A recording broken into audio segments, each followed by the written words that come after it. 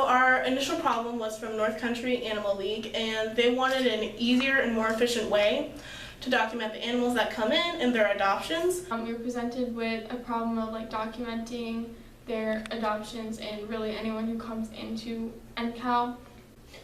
So me and my group are working together to build a selfie station, and my part in that is to program everything. So wiring and Raspberry Pis, putting all that stuff together with ring lights, make it easier to take photos.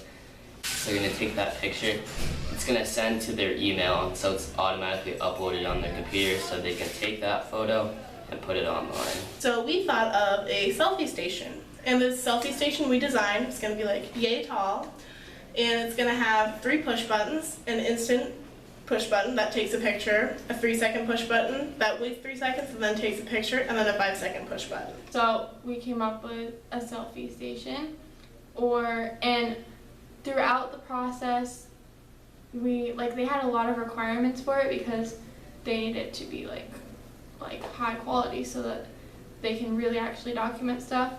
Spend more time with their animals, that way they can help get them out sooner and be adopted. It's important because it will bring in business for them, as well as a fun way to document adoptions, and it will even maybe spark people's interest in adopting.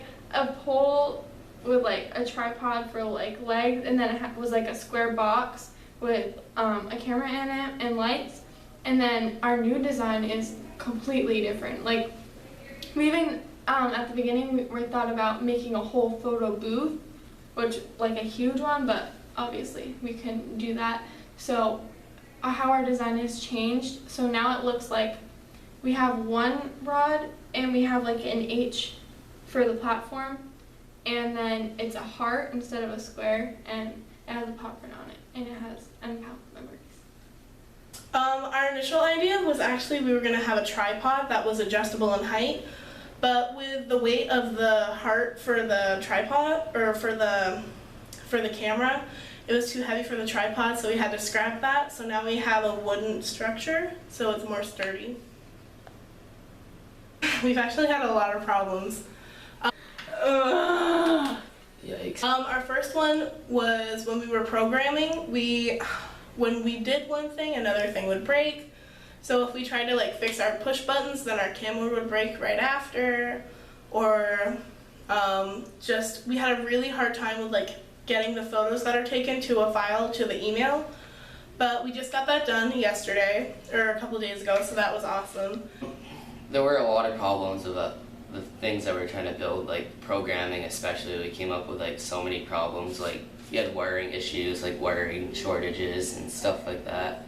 Others is trying to get the camera to work, the files, they weren't working, so all we had to do was change files to make it work, because these are all really small issues that we didn't know. It took 2 hours to fix, but we eventually did it. I think for maybe 3 days in a row, we turned on our Raspberry Pi and there was a new problem that would take 2 hours, the whole class time to solve.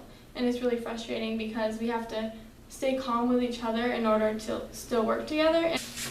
Well, we solved these problems of working together as a group. So experimenting with different things to see if they work, and yeah, that's really how we solved it. We had many ideas that we just couldn't make real, and yeah.